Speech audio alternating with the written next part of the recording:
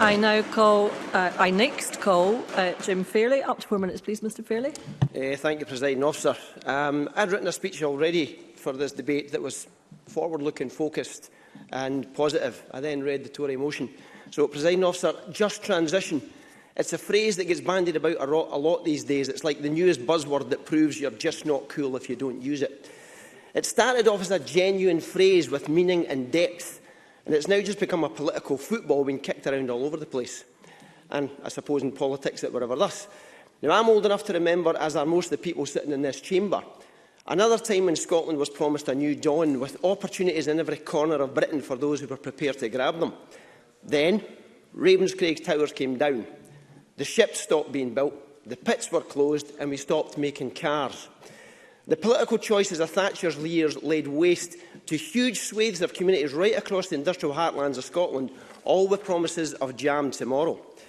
Now, those communities are still waiting for the jam that will never be delivered by the Tories. In fact, their current Westminster leader actually joked about Thatcher being ahead of her time in reaching net zero by closing the coal mines.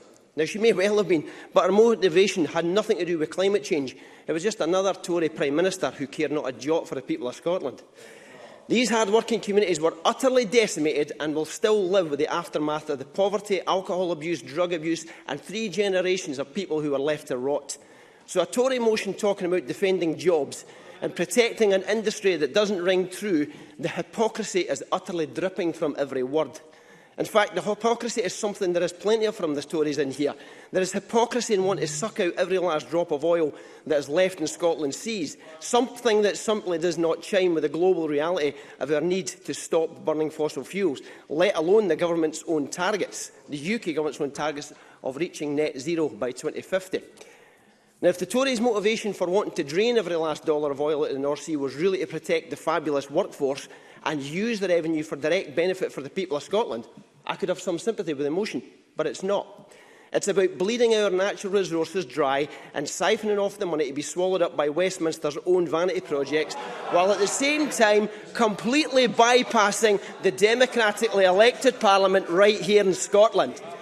Had there been an oil fund established, as Norway did, for the direct use of this Scottish Government, oh boy, we could be doing with such a fund right now, Presiding Officer, because let's face it, the Norwegian fund is now up to $1.5 trillion, then again, I could possibly have sympathy with this motion.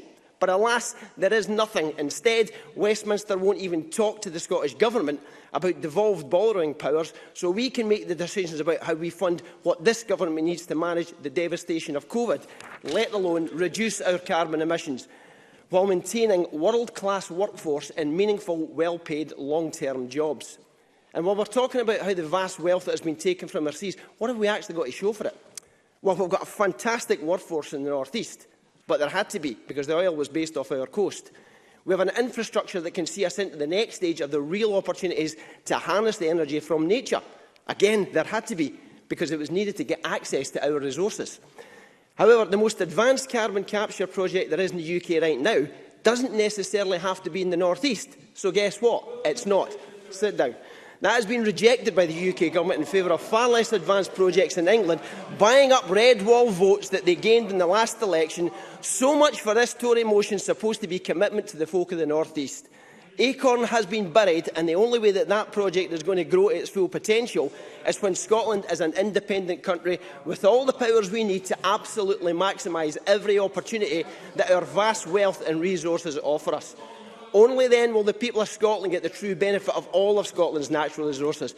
We talk in Parliament code about the 3-line whips. Today's motion from the Tories is nothing more than a whinge, and that's probably the biggest letdown to the North East energy sector of the lot. They are offering nothing, they are suggesting nothing, and frankly, they don't want to change anything. The Government's amendment, on the other hand, talks in detail about the challenges we face, the number of workers that need to be supported, the timescales that are involved, and the amount of money, almost £500 million, that will form an actual just transition for the North East and Moray. And I know where I'll be voting tonight. I'm finished. Thank you.